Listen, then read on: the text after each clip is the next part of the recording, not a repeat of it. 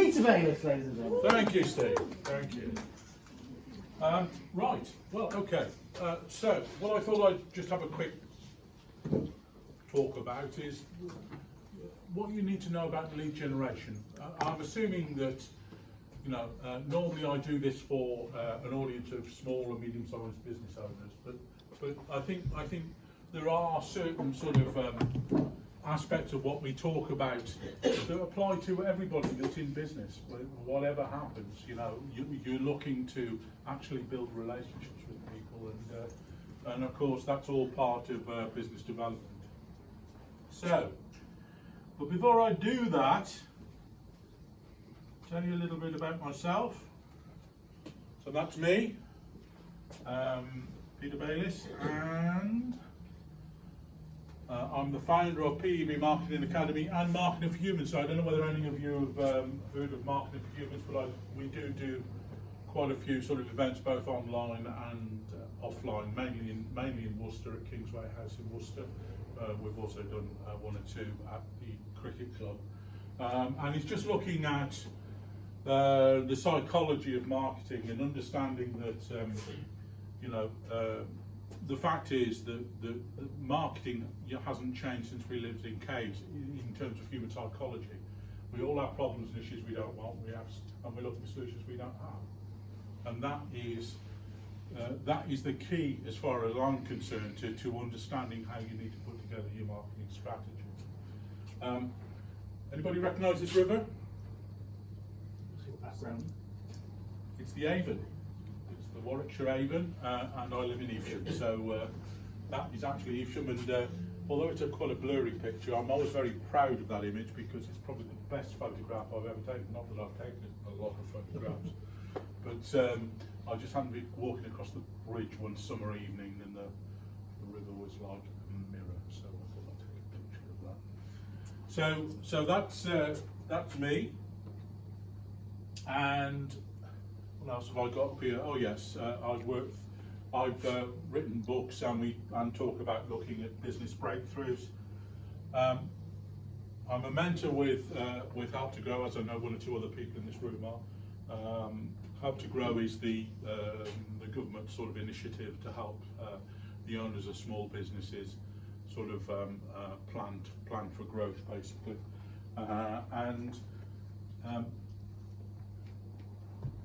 I'm a contributing writer to the Six Figure Coach magazine, and historian and general knowledge quizzer. But the point I always make with this is my one constant driver is curiosity. If I've got a superpower, that's what it is.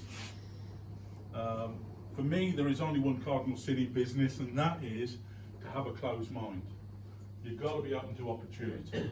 And for me, the constant fun of what I do is actually learning about people's businesses and getting to understand them, because for me, context is all when I'm working with somebody.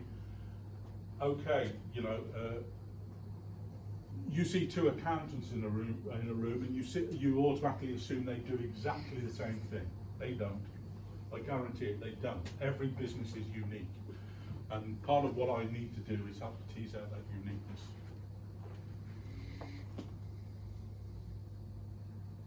So, I have 5 questions for you. And I get my clients to think about this when they're thinking about their marketing strategy. So, if there's one thing I'd like you to take away from what I say today, just think about these 5 questions. The first 3 relate to your strategy. What problem or problems do you solve on behalf of your customer? You need to be crystal clear about that, and importantly, you need to be crystal clear about how it looks to them. Yeah, because it may be that the way the problem looks to you is not actually the way they see it. So you've got to market to the way they see it. And what I'm talking about here is generating what I call top of the funnel leads. People who are at the top of the funnel are not interested in your business except insofar as it can solve their problem. Okay, so that's the first question. Second question is, whose problem do you solve? This is the target market question. Yeah? Who are they? Be very, very clear. A lot of people look at this from the demographic point of view or the socio-economic point of view. But one of the things that I encourage my clients to think about is, how do they think? What are their psychographics? What are their attitudes? What sort of thing do they need? Yeah? So have a think about that from the point of view of your business. And where can they be found in marketing terms? It is so easy in marketing to be in the wrong place at the wrong time with the wrong message to the wrong audience. So you've got to have the answer to the first two questions in order to be able to decide where they can be found. Does that make sense to everybody? Yeah. Yeah? The last two questions are questions that I get people to think about in terms of trying to put together a process that could facilitate the strategy that we've decided on with the first three questions. Okay? And the first of those is, what questions are they asking you before they buy? Because you need to be able to answer those. You know, it's the old frequently asked questions, the FAQs. Yeah? So you need to be able to answer those in terms of facilitating their what we call the buyer journey, and I'll come on to talk about that. And the fifth question is, and perhaps more importantly, what questions should they be asking you before they buy? This is the key to building trust. And marketing at the end of the day is a process of building trust. So if you're telling them about the pitfalls of the marketplace that they're looking at, that they're entering, which they're not experts in by any manner of means, you've got to present yourself as the expert. Your business has got to present itself as the expert in your marketplace. So you tell them about what they need to know about moving into that marketplace. And there's nothing which builds trust quicker than being seen as the expert in what you do. It's partly why I'm stood up here. Yeah? It's absolutely key to actually facilitating that buyer's journey. And the more they trust your process that's answering these questions as they go along, the more likely they are to become your client. Useful 5 questions? Yeah, very Yep. good. Why problems? You know, why is it that we need to focus on people's problems? Well, because it's problems that actually cause people to take action. We have stuff that's there's a lot of marketing out there. Let me give you an example. TV advertising. A common trope in TV advertising is to have something unusual. Yeah, to capture people's attention. But actually, it's not going to lead to anybody taking any particular action. It's just about brand engagement and brand building. But if you want a true lead, you've got to appeal to a problem. Yeah, because it's problems that make people take action. And the definition of a problematic thing is a hot button.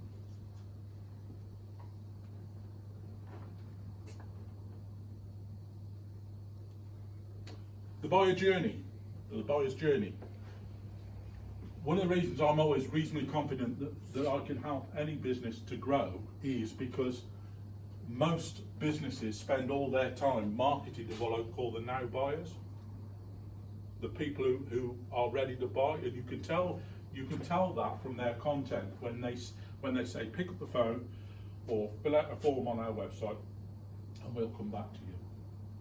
But of course, if it's any sort of discretionary, complicated process, most of the people that could become your clients in the future are going to be somewhere down here.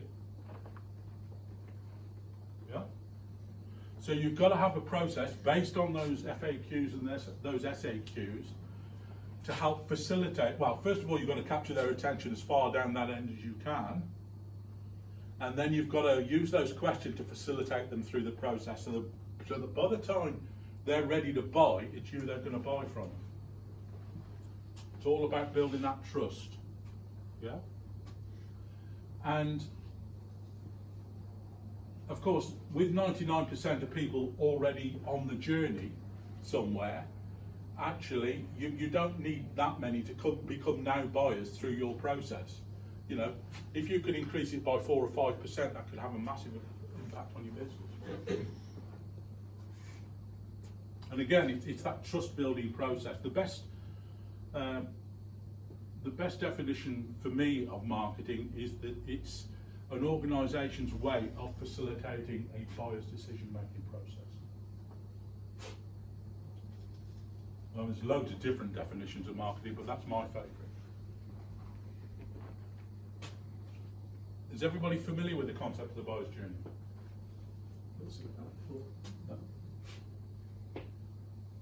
No. I think if you are in business development of any sort, it's a good idea to try and map it out.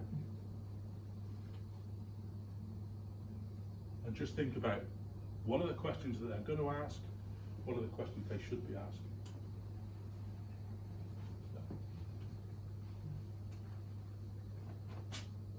And when you do that, what you need is content. Anybody heard the phrase content is king? Well, that used to be the case years ago. Now it's quality content is king because there's so much bloody content out there. We're getting bombarded with it all the time. But I would suggest that in order to capture that interest as early as possible in the process, you need to follow what we call the conversion equation. And the first step is based on what we call the interrupt. Getting qualified prospects to pay attention to your marketing emotionally. Everybody aware that we buy on emotion and justify later on logic? Yeah? So we've got to appeal to their emotions, the interrupt. And bear in mind that if the interrupt doesn't happen, the rest of what I'm about to say on this slide is irrelevant. Because they won't see it. Yeah? But when you're thinking about the structure of your content, when you're putting together messages to capture their attention, then this is the way you need to think about structuring. The next one is engage. And it promises information is forthcoming that will help them to prospect make the best decision possible. If I were to give you an example, I assume most people in this room have seen Google AdWords. Mm-hmm. Yeah, the little boxes that they have and hope that you'll click on to go somewhere. Yeah, and basically what they are, generally speaking, is a headline and a sub-headline. Yeah, and it's important that the headline is strong enough that it will capture people's attention to click on it. And it also makes this promise that there's additional information on the way, sort of thing.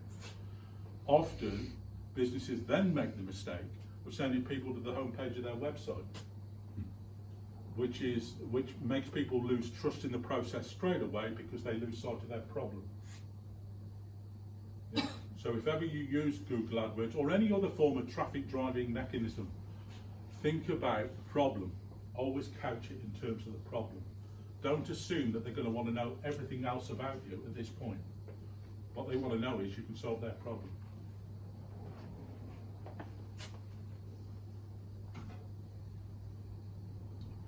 The next word is educate. And this is typically where you put the benefits and the features. And if you've got a good piece of social proof, a good testimonial, then put it in there. You know? Provide them with as much information as it's practical to do within the confines of this bit of content.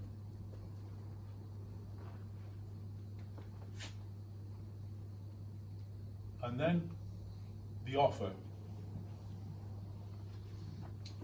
And what this needs to be is going back to what we were saying about building the trust and getting people to understand what they need to know about this marketplace. It needs to be a low or no risk way to take the next steps in the sales process that needs to be compelling. So it could be about top 10 things you need to know about the insurance industry. Yeah, or top 10 things you need to know about buying this particular type of insurance. Yeah. So it has some value to them, so that they can get on the database, and then you can facilitate their buyer's journey. Yeah. So it's my mantra: interrupt, engage, educate, offer. The pushback I often get is, well, where am I going to get all this content from? But you'd be surprised that how much content most businesses have got is just a question of repurposing it. And of course, AI is going to speed up the process as well. So, you know, you no longer have to simply stare at a blank sheet of paper and think, what the hell am I going to put together here? You know?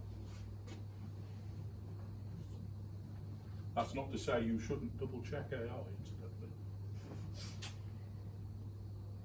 So that's the conversion equation.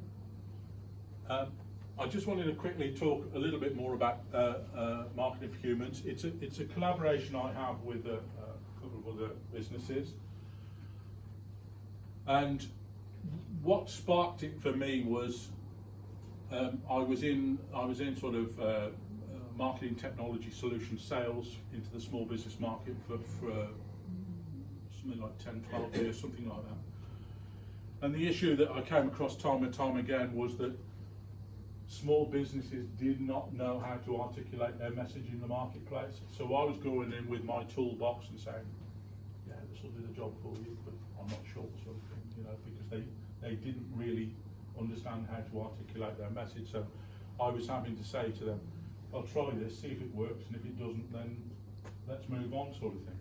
And I think that's most small business people's experience of marketing, is actually they end up throwing a lot of stuff at the wall and hoping something sticks. And some will, you know, usually the 80-20 rule applies, you know. But it could be an expensive old process getting that far. Yeah. So, as I say, it's so easy to be at the wrong place at the wrong time with the wrong message to the wrong audience. So Marketing for Humans is an initiative to help educate people about what they need to do in terms of marketing their business going forward. And it's based on those concepts that I've just run through. Those 5 questions, thinking about the problem that you're solving for people and facilitating their questions and giving them appropriate answers, facilitating their buyer's journey, and structuring the content in such a way that it helps them to do that. Okay. So, and I have a special offer at the moment. My main business, PB Marketing Academy, what we do is we look at all aspects of the business and look at sort of accelerating the profit in the business. I start by looking at 12 strategies you could be using in the business to actually build, to actually give that growth a spurt, as it were. And as you can see, the first 3 are sort of introduction, financials, and valuation. That's all about the background and indulging my curiosity as much as anything. And then there's the 12 strategies we look at. And those are 12 strategies which you can implement reasonably quickly to actually help you start to build the profit of your business. So if you know of anybody that's looking to do something like that, then please point them in my direction. It's a process that takes about an hour online, and they get a report from it, and regardless of whether they go any further with me, they get some good information from it. So there you go. That's the offer I have. And since Steve has stood up, I've come to an end. Thank you.